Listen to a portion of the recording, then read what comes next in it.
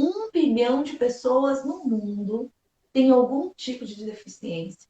E no nosso país, Samanta, 24% da população brasileira se declara com algum tipo de deficiência. 1/4 da nossa população.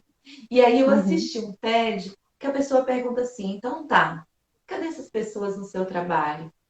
Quantas pessoas estão com deficiência que trabalham com você e que participa das suas redes sociais? Cadê essas pessoas? E aí a gente se pega, né? Como É, assim? Cadê essas exatamente. pessoas? Pensar sobre isso é muito interessante, né? De fato, se a gente pensar que 1/4 da população brasileira tem algum tipo de deficiência declarada, né? E como é que só depois de 2015 a gente teve uma lei de inclusão, a gente começa a pensar como essas pessoas não tiveram voz durante muito tempo, né? E como as leis e as políticas públicas foram feitas por pessoas típicas ou sem deficiências, né? Então, pensando sobre isso, de fato, a gente volta na questão do capacitismo, porque o que seria esse capacitismo, né? Nada mais do que uma discriminação, uma segregação de quem é capaz e de quem não é capaz, né? De quem tem força de trabalho e de quem não tem, de quem tem direitos sociais, relacionais e quem não tem, né? Então é muito cruel a gente pensar num tipo de segregação assim, porque, como você mesmo disse, 1 bilhão de pessoas no mundo têm algum tipo de deficiência.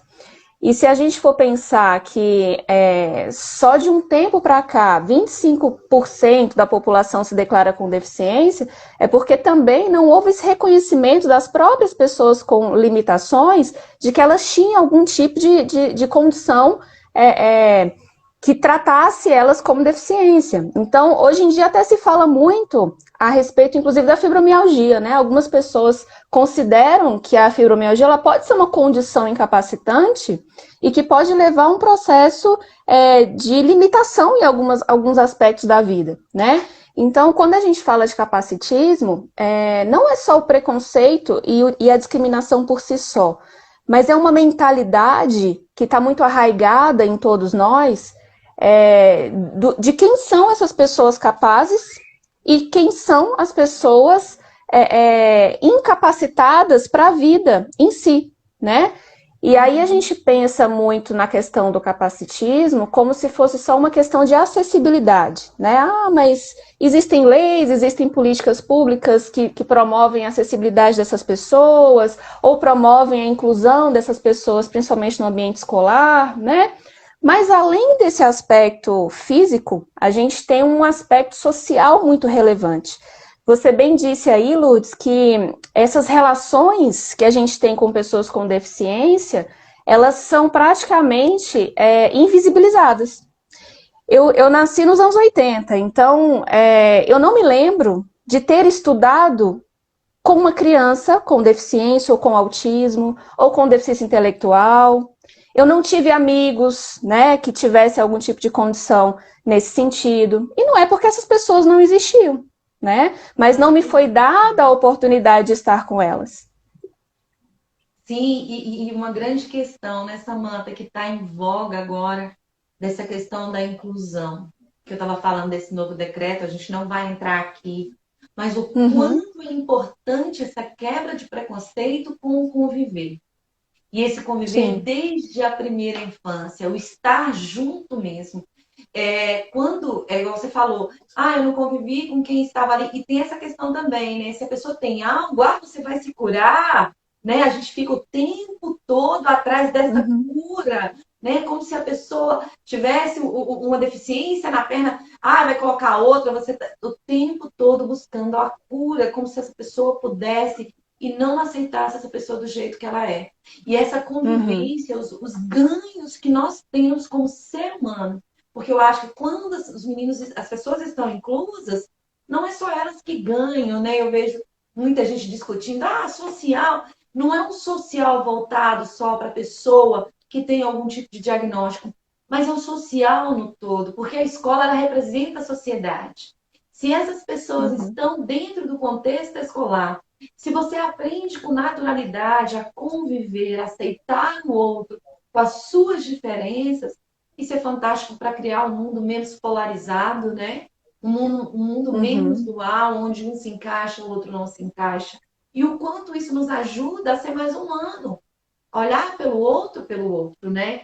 Então, essa questão da diversidade, quando nós falamos da diversidade, a escola, eu acho que ela é um elemento assim básico para que a gente construa uma sociedade onde essa diversidade pode estar presente, ela que colore o mundo, sem que a gente esteja no julgamento ou então nesse capacitismo o tempo todo botando essa fita métrica em todo mundo.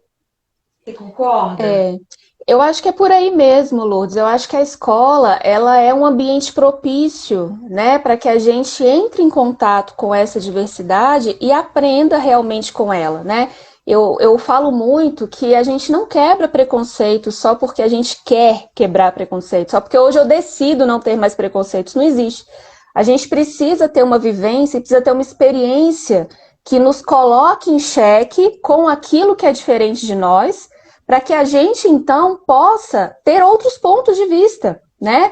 Se colocar no lugar daquelas pessoas que são diferentes de nós, e nos colocar também numa situação, como você mesmo disse no início, cheio de limitações, cheio de construções possíveis a todo tempo, né? Então, se nós na escola não temos essa oportunidade de conviver com uma diversidade de condições, com uma diversidade de níveis diferentes de Uhum. percepção, de maturidade, de corpos diferentes, né? Porque de fato a gente vive hoje numa condição muito corpo normativa, né? Então, o que é normal, o que é correto, bonito, é um tipo de corpo que, na verdade, é impossível, é utópico e é inatingível para a maioria de nós, né? Então, a deficiência, ela precisa ser olhada por um outro ponto de vista, né? Eu estava pensando aqui sobre alguns filmes, né? Sobre algumas possibilidades que a gente tem de representação sobre pessoas com deficiência e que, às vezes, fazem muita diferença em como a gente percebe isso no dia a dia. Então, antes de falar do filme, me veio aqui a ideia, né? A gente não tem, por exemplo, brinquedos que para as crianças façam com que elas sintam-se representadas. Não tem bonequinha de óculos, não tem bonequinha de prótese, não tem cadeira de rodas de brinquedo. E essas crianças com deficiências, com condições em certo ponto limitantes, elas precisam se sentir representadas e precisam sentir que elas fazem parte, né, de todo um Sim. contexto educacional e vivencial. E aí, assim, pensando nos filmes, eu pensei agora há pouco, né, no Darth Vader, né, do Star Wars. Então, assim, durante algum tempo, o Darth Vader ele teve uma briga, uma luta lá com o Obi-Wan, e ele perdeu duas pernas, perdeu um braço e ficou todo queimado. E a partir daí, ele, na verdade, ficou muito poderoso, né? Ele ficou extremamente poderoso e ele teve todo um reconhecimento no filme em virtude disso. Então, é necessário que a gente também tenha outras representações culturais, vivenciais, que tratem a deficiência como uma condição, né? E não como doença, como algo que tem que ser consertado. Eu acho que isso é muito interessante a gente parar e pensar, porque toda essa vivência do dia a dia que faz a diferença. Não é eu assistir uma palestra que eu vou deixar de ser capacitista, não é eu, enfim, decidir nesse momento que não vou ser capacitista. São os desafios do dia a dia com as diversidades que vai nos moldando com outras maneiras de pensar, né? Então, por isso a escola é um espaço tão privilegiado, não só para os alunos, para as crianças, para os adolescentes, mas para os professores, né? Para as famílias. Então, como você bem disse aí, adorei, a diversidade é o que colore o mundo, né? A gente precisa ter outros pontos de vista. Isso é muito importante para o nosso desenvolvimento como ser humano, né? Sim, sim. E tá comentando sobre a inclusão ou não inclusão, eu acho que não se tem mais o que comentar. Inclusão é inclusão, né, Samantha? E eu acho que Inclusão é conviver, né, Lourdes? eu Como se conviver. inclui se a gente não está junto? Inclusão é estar junto, né? Inclusão é estar junto, né? Inclusão é ter o diferente, é tá ali convivendo. E eu acho que a vivência, ela não tem um preço. É igual você falou, quando nós começamos a conviver, que a gente vê aquela pessoa, que a gente sente aquela pessoa, o nosso ponto de vista muda. Quando você vai numa Sim. palestra, você pode até querer mudar. Mas Uhum. quando você convive, é algo que está ali, é real, que faz parte e que faz muito mais sentido.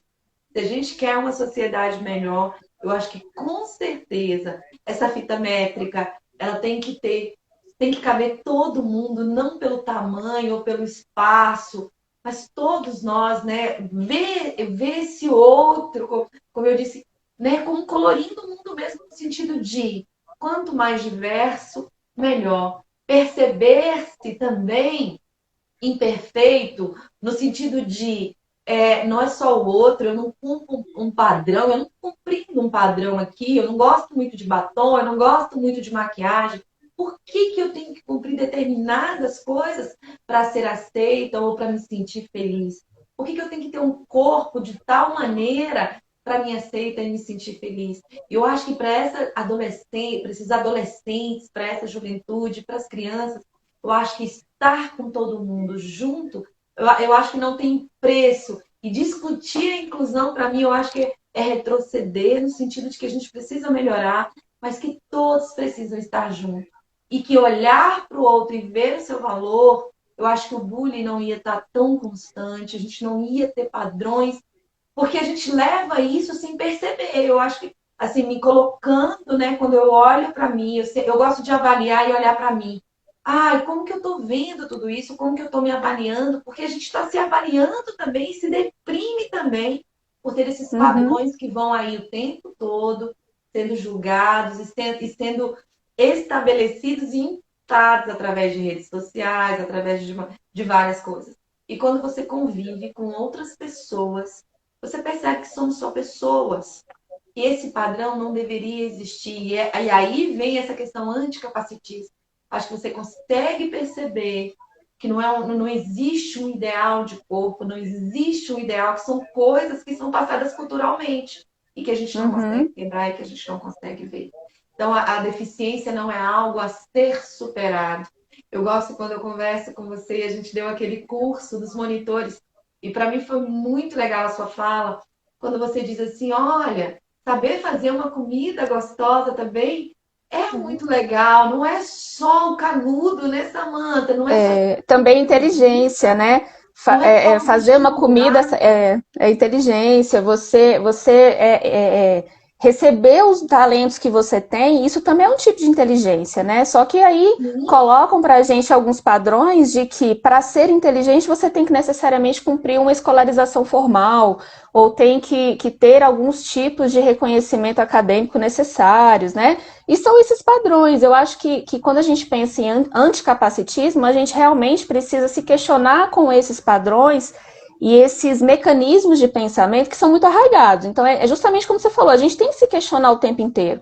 Né? Algumas coisas do tipo, nossa, mas você é tão bonitinho, né? Mas tem uma deficiência. Então, é um tipo de mentalidade capacitista. Ou então, nossa, Deus me livre de ter um filho deficiente, né? Como se isso fosse algo irremediável ou uma coisa muito problemática. Então, isso é um tipo de mentalidade capacitista. Ou então você está junto com uma pessoa ali, está uma pessoa junto com outra que tem algum tipo de deficiência. Ao invés de falar com a pessoa que tem deficiência, você fala com a outra, como se ela não tivesse entendimento da situação, né? Esse tipo de coisa é muito recorrente e começa a se tornar uma rotina que a gente não presta atenção, né? E alimenta os preconceitos e alimenta o sofrimento, o abandono, a rejeição dessas pessoas e não deixa que essas pessoas tenham direitos à vida, né? Não é porque uma pessoa tem deficiência, seja lá qual for, física, intelectual, maturacional, enfim, que ela não vai ter necessidade de namorar, de sair, de conhecer pessoas, né?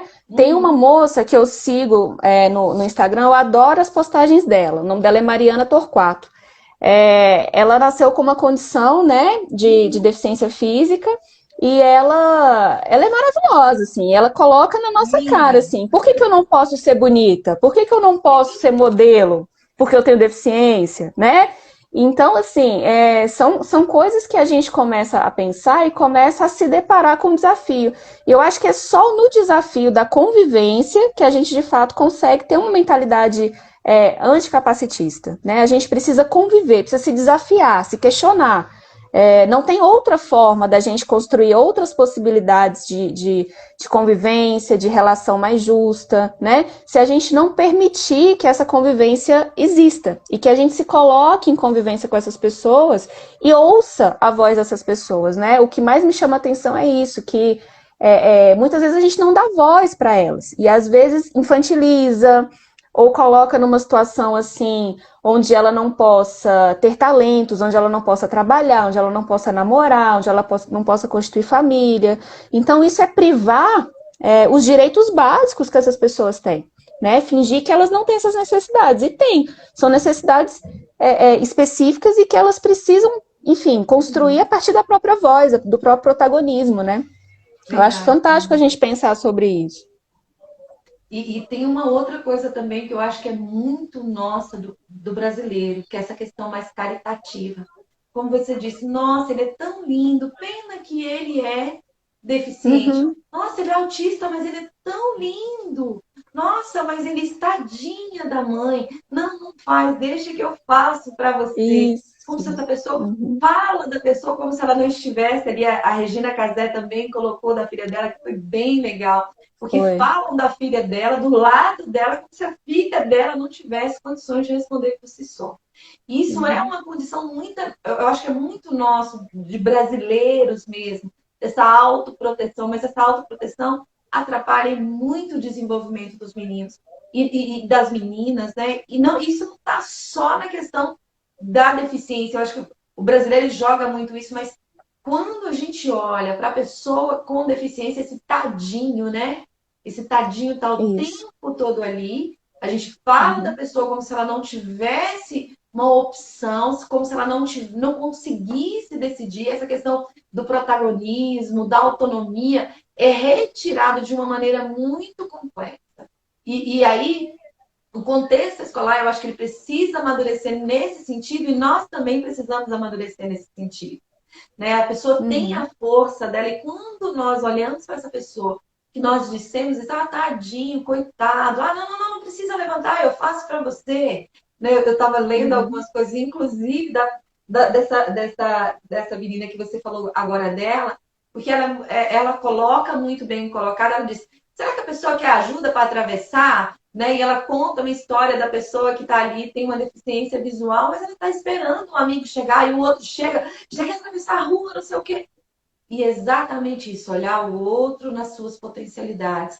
Eu acho que você pode chegar e conviver. Tem uma mãe que a pessoa chegou para ela e falou assim: eu posso conversar com seu filho? Ela falou: conversa com ele, que ele vai te responder se você pode ou não conversar com ele.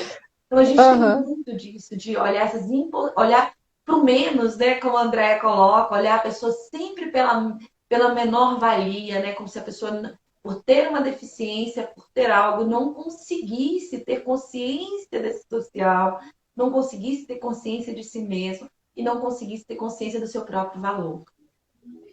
Eu acho que é por aí mesmo. E aí a gente pensa na questão da acessibilidade, né? Se a gente pensa no outro como um coitadinho, um tadinho, vou lá e faço para ele, eu estou privando ele de ter recursos e meios acessíveis para que ele mesmo tenha autonomia, né? Para que ele mesmo tenha essa independência.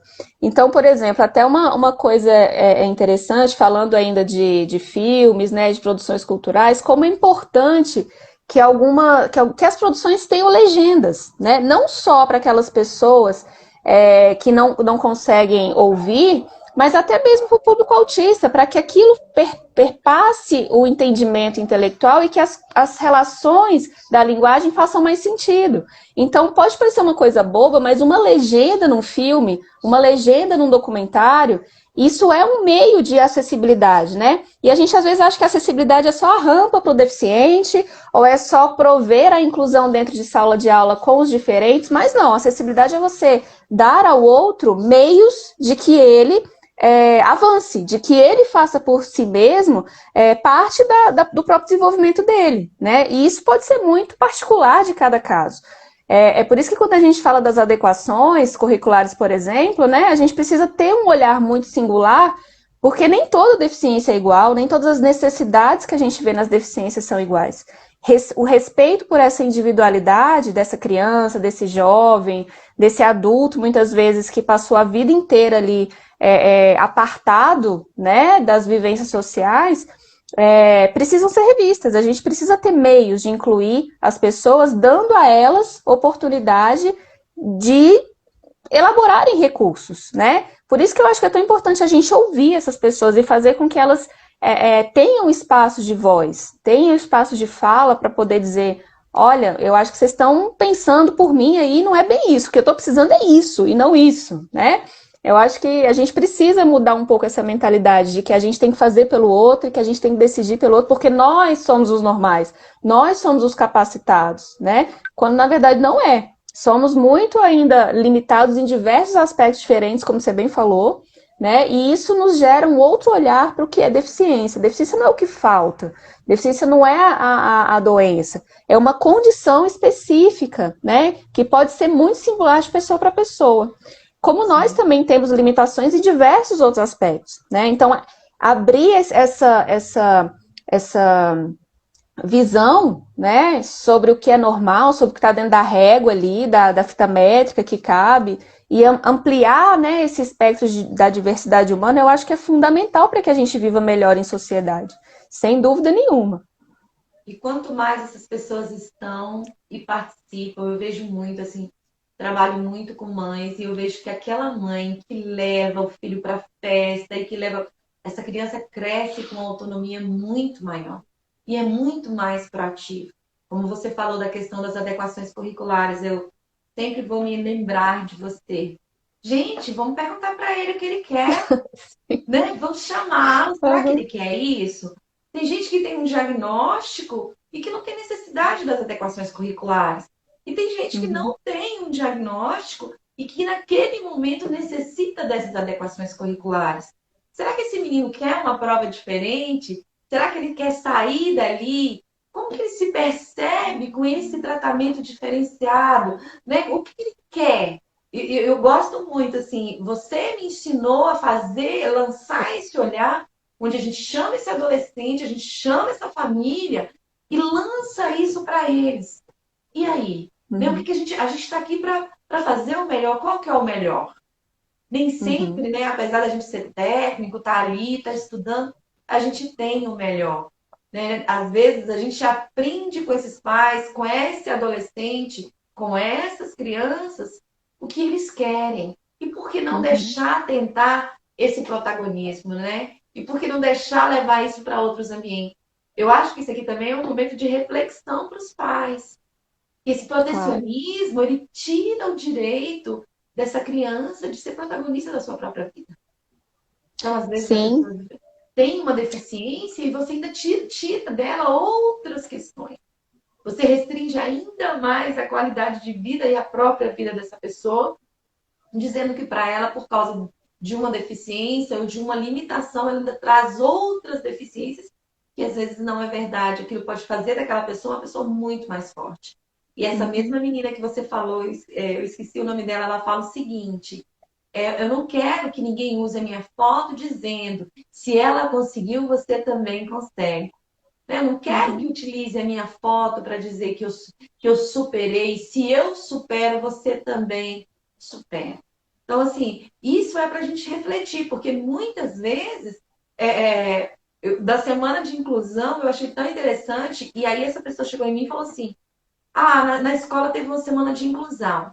Aí chamou uma pessoa com autismo para ler um texto. Aí depois ela chegou para mim e falou assim: eu me senti exposta. Eu me Uhum. senti. Quer dizer, ela estava exposta, e depois eu comecei a refletir e falei: caramba, então na semana do deficiente, o deficiente tem que se mostrar capaz de ler uma poesia, de fazer uma apresentação. Será? Será que é isso que é Uhum. inclusão? Será que é isso que nós devemos fazer? E uma própria pessoa com diagnóstico me trouxe: ah, eu não gostei. Ela podia ter me avisado o que ia acontecer, o que eu estava fazendo, e todo mundo viu que eu tinha o autismo e eu me senti exposta. Uai, eu sei ler. Uhum. Aí eu falei: caramba, e aí? Como é que é isso? É igual você falou, né? Trazer uma imagem dessa pessoa para falar de superação. Algumas pessoas conseguem usar isso. Mas será que isso é correto, Samanta? Pois é justamente o que você falou, Lourdes. Eu acho que ter esse olhar individualizado e mais singular para a pessoa é possibilitar olhar a pessoa com deficiência e não a deficiência na pessoa, né? Então, nesse sentido, é muito interessante você trazer aí algumas situações que acho que nós já vivemos juntas, né, na escola. Porque, Uhum. às vezes, a gente pensa em algumas adequações para aquelas pessoas na visão de quem não está tendo aquela necessidade da adequação. E aí, quando a gente coloca, principalmente o adolescente, né, que já tem uma capacidade ali crítica, questionadora maior, de falar como é que você se sente em relação a isso? De que maneira essa limitação existente aqui no seu processo de escolarização te afeta? De que maneira você acha que a gente poderia pensar junto numa maneira de você criar recursos, né? Às vezes fazer uma prova separada para um adolescente, aquilo é constrangedor, né? Sair Sim. de um lugar pertencente ali da sala de aula e ser colocado à parte. Então, às vezes, você, na ideia de incluir, você acaba segregando e excluindo muito mais. Então, eu acho Excluído, né? que exatamente. Então, é uma situação que a gente precisa pensar. Esse outro exemplo que você colocou, achei fantástico também. A pessoa ali com o diagnóstico de autismo, né, pelo que eu entendi, foi convidada para ler um texto, mas como assim, né? O que isso diz sobre mim? O que isso diz sobre uma semana de inclusão? Eu acho que a gente precisa avançar muito ainda nessas reflexões, né? Se a Sim. gente pensar que o dia 20 de setembro é o dia de luta da pessoa com deficiência, e a gente entender que de fato é uma luta, né? Não é um dia de dar parabéns, não é um dia de falar você superou, né? Voltar nesse mito do herói que supera, porque isso nada mais é do que voltar a uma mentalidade capacitista, né? Vamos superar essa condição, vamos nos curar dessa condição. E não é. Né? O dia de luta da pessoa com deficiência é justamente para que essas pessoas se reconheçam como pessoas de valor, dignas de pertencer à sociedade e que tem muito a contribuir. Né? Então, eu acho que pensar nesses termos, pensar em como que a gente age no dia a dia, isso é essencial para uma mentalidade anticapacitista. A gente precisa estar em constante reflexão mesmo e Sim. fazer novas práticas, seja na escola, seja na vida em família, né? Eu sempre, Lourdes, quando eu tenho uma avaliação assim com adolescente, pré-adolescente, eu sempre o chamo junto com os pais, ou pelo menos eu tento fazer isso, porque é preciso que eles saibam o que está acontecendo. Como assim? Eu vou ser avaliado, estou indo numa clínica psicológica e eu não estou sendo ouvido, né? Como assim? E eu acho que faz parte. O adolescente, o jovem, a criança, de repente, ali que tem entre 11 e 12 anos, ela já consegue ter uma capacidade de se colocar, de refletir junto aos pais, tudo dentro do nível que é possível fazer isso, né? Ou na escola também. É preciso que a gente abra diálogo e não dê respostas prontas, manuais prontos, porque isso não funciona e não existe. Né? Cada realidade é uma realidade, cada criança é uma criança, cada adolescente é um adolescente. E ter esse tipo de ponto de vista é respeitar a pessoa e não focar na deficiência. Isso é o grande segredo, na minha opinião, de fomentar uma mentalidade anticapacitista. Focar na pessoa, né? Ter respeito pela pessoa, com tudo aquilo que ela consegue elaborar de recursos. Então, eu acho que isso é algo que a gente precisa começar a olhar com mais carinho, né? De fato. Muito para além dos manuais, muito para além das técnicas.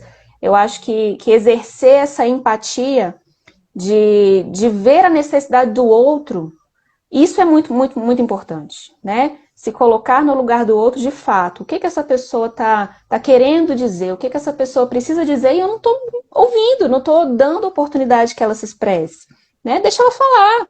Igual você falou, né? Tem uma pessoa ali com deficiência e outra do lado e eu falo com a pessoa que não tem deficiência. Como assim, né?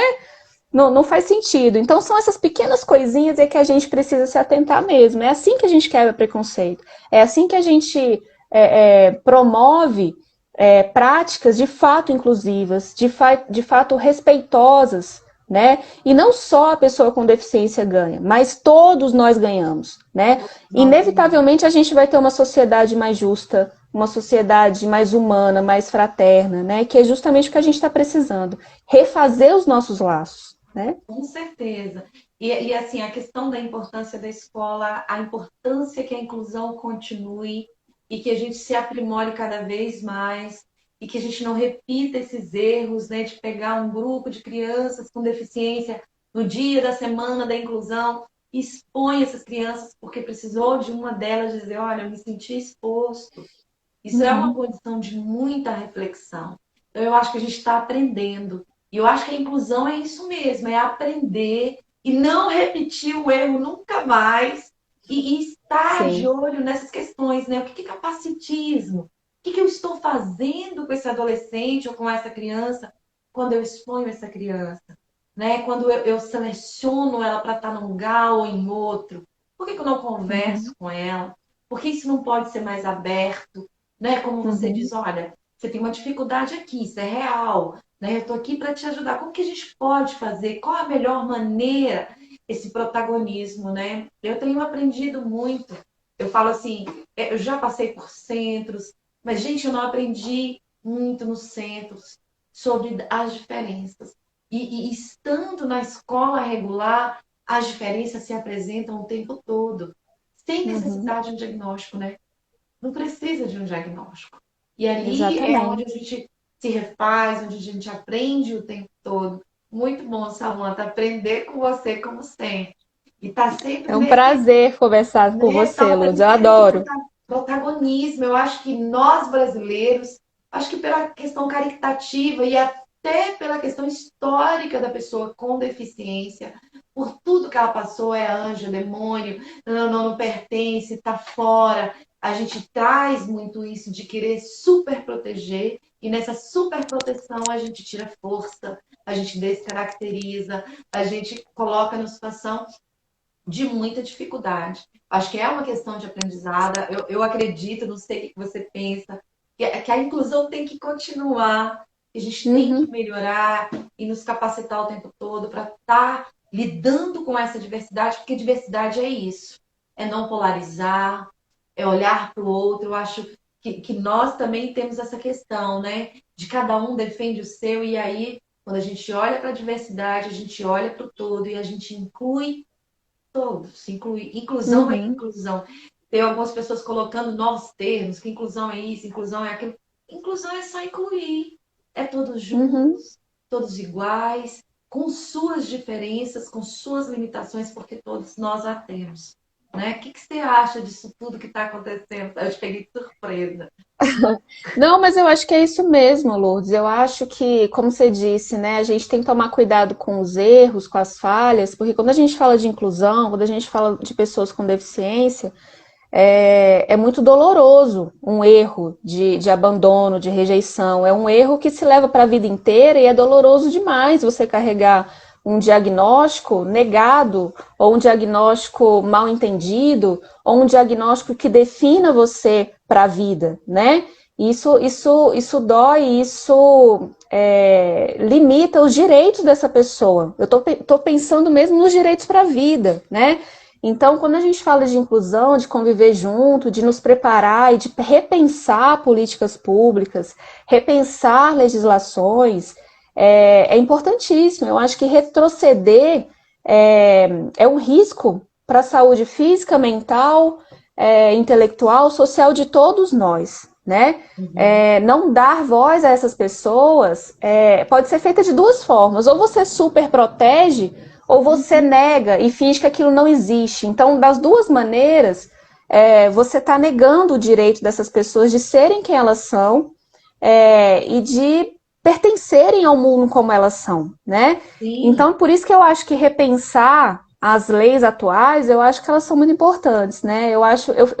Assim, particularmente, vou ser bem sincera, eu fiquei muito assustada com a Com tudo, repercussão né? dessa nova legislação, porque eu penso em mim, inclusive. Quando eu era criança, eu não tive oportunidade, não existia classe inclusiva.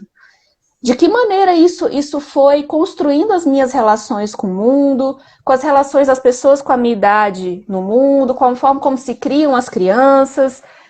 Tudo isso são coisas que a gente precisa pensar. Fingir que não existe é uma forma de invisibilizar o problema. Super proteger e falar, não, olha, eu vou proteger você em casa porque o mundo é cruel, né? Então, deixa que eu faço por você. Isso também é uma forma de negar os direitos dessas pessoas. Sim.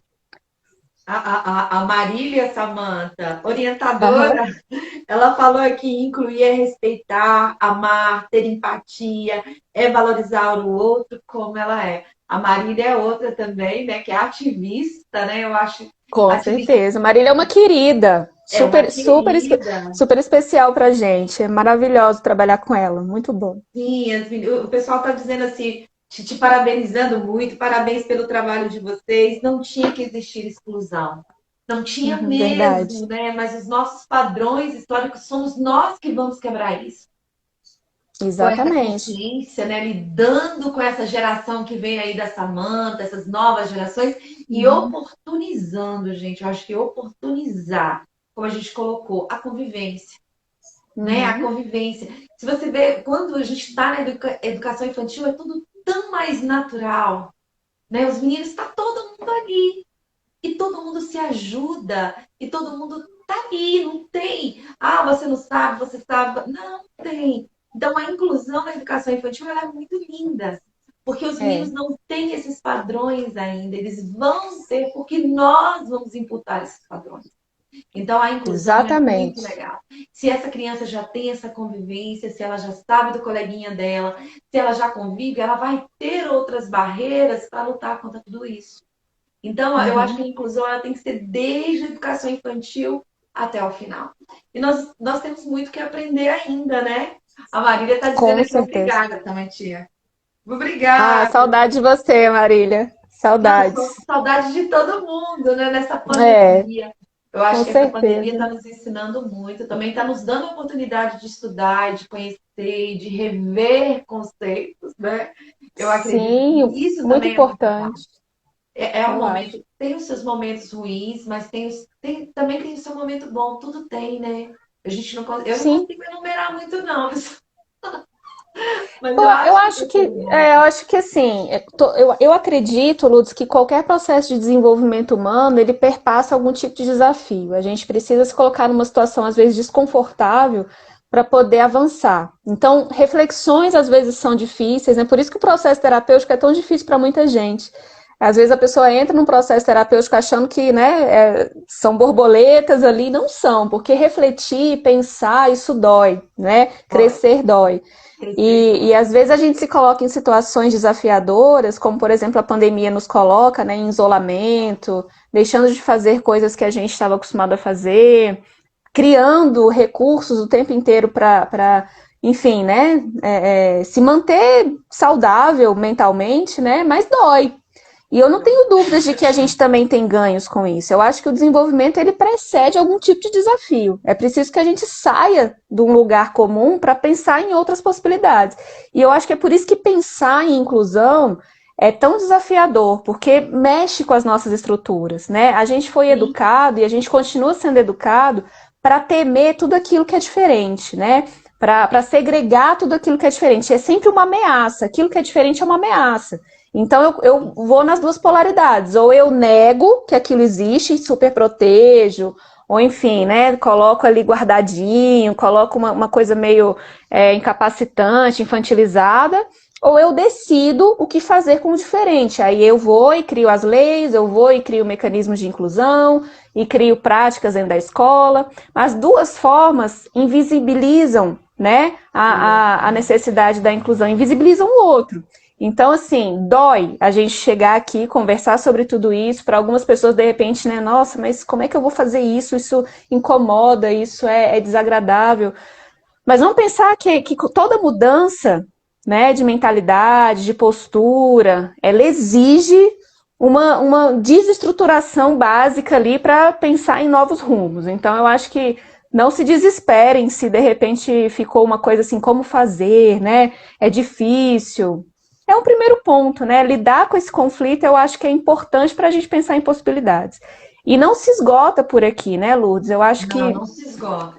E é um Samanta, tema que eu recorre mesmo. comentei, como eu te conheço muito, você não se apresentou, as pessoas estão achando que você é professora, se apresenta, Samanta.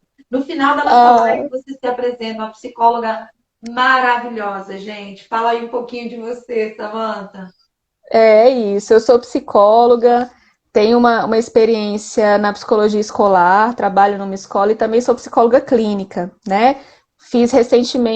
Terminei recentemente um mestrado, né, em processo de desenvolvimento humano e a minha pesquisa ela também traz um pouco sobre diversidade humana, não no foco da deficiência, mas no foco justamente de como é importante a gente fugir dessa rotulação do que é normal e conseguir, de fato, ter outras alternativas de relação com as pessoas, né? Eu trabalhei em disciplina no meu mestrado, mas de alguma maneira me fez refletir muito sobre a questão do diagnóstico, do que é considerado patológico ou não, né? Que são questões muito recorrentes na escola, né? Ser diferente na escola, principalmente no ensino fundamental, né? Ali quando a gente está entrando na pré-adolescência e adolescência, fala muito sobre essas construções culturais que a gente tem durante a vida, né? E essa mentalidade capacitista, ela vem muito daí, né? Do que é normal, do que não é normal, do que é aceitável, do que não é, do que é bonito, do que é feio, e de quem é digno ou não de estar naquele espaço. Por isso que falar sobre inclusão é uma coisa que não se esgota nunca, né? A Não gente vai se sabe que esgotar. existe a gente sabe que existem situações muito difíceis na escola, mas que trazem um pouco ali, como você disse, né, do nosso histórico cultural, de como a gente foi se desenvolvendo como civilização humana e brasileira especificamente, né? Pensar sobre isso é muito importante. Como é que a gente foi se constituindo, né? Como é que a gente foi aprendendo ou não a lidar com as diferenças e com as diversidades, né? Do que é patológico, do que é doença, e do que é simplesmente uma condição diferente. Então é importante demais que a gente faça essas reflexões, pensando sim lá no passado, como você diz, reavaliando as falhas, né? Eu foco muito nisso, eu acho que a gente não pode, mesmo sendo profissional da psicologia, ou da psicopedagogia, ou acadêmico, se esquivar de pensar em práticas, em políticas públicas. É isso que vai dar sustentação para que uma nova mentalidade também consiga ser produzida através da prática. Precisamos repensar o que estamos fazendo no dia a dia.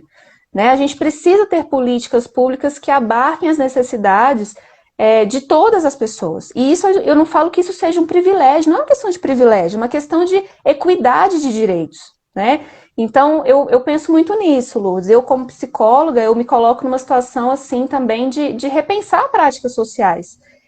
O psicólogo ele é um agente de transformação e ele não deve se eximir de pensar sobre essas necessidades. Então, assim, eu acabei me apresentando e fazendo um monte de reflexão, né? Mas Mas é muito isso, eu sou legal, psicóloga porque clínica e escolar. qual é a grande questão, Samantha? A inclusão ela não se esgota. O ser humano Uhum, ele não se esgota, ele não tem um padrão. Eu acredito que fazer inclusão é estar no processo de reflexão e de autoconhecimento também. Como eu disse uhum, para você, eu sim, jamais ia imaginar uma adolescente chegar e falar assim, Lourdes, eu me senti exposto. Né? Você imagina, quando começou a inclusão, isso era quase moda. Pega os meninos, vamos fazer uma apresentaçãozinha, vamos chamar os meninos para vir na salinha dos meninos que têm deficiência. Olha para você a reflexão que essa pessoa trouxe. E é uma reflexão que sim. eu tento passar para frente. Vamos pensar na inclusão de uma outra maneira. Mas eu acredito quantos anos na inclusão e eu ainda não sei nada. Né? Quando eu falo do curso de inclusão que a gente está dando, de adaptações e de adequações curriculares, é exatamente esse, de construir passos para se inquietar. Em cima Uhum, de cada pessoa que está do seu lado, você arrumar e organizar coisas específicas para ela. Somos diferentes. E a inclusão fala dessa diversidade e dessa diferença. Então, é um processo que não vai se esgotar. Eu acredito que a gente uhum, precisa falar muito da inclusão porque ela não é real. Eu falo de tudo que a gente fala muito porque não é real. Mas a inclusão, para ela ser real, ela precisa acontecer. Nós não vamos planejar a inclusão fora para depois organizar. Porque se nós organizamos para um, dá certo para o outro. Então, é preciso uhum. estar no ambiente, é preciso ter essa flexibilidade e esse olhar anticapacitista para conseguir fazer essa inclusão. Não é isso? Exatamente, concordo plenamente com você. Eu acho que a palavra é flexibilidade mesmo, né? A gente não tem que ter respostas prontas e respostas prontas não funcionam, né? Em algum momento as pessoas podem achar, não, eu vou achar ali respostas prontas que vão dar certo para qualquer contexto e isso vai solucionar o meu problema ali naquela escola, naquele contexto. Isso não é verdade, porque é um tema que não vai se esgotar, porque a gente está sempre em transformação. Sim.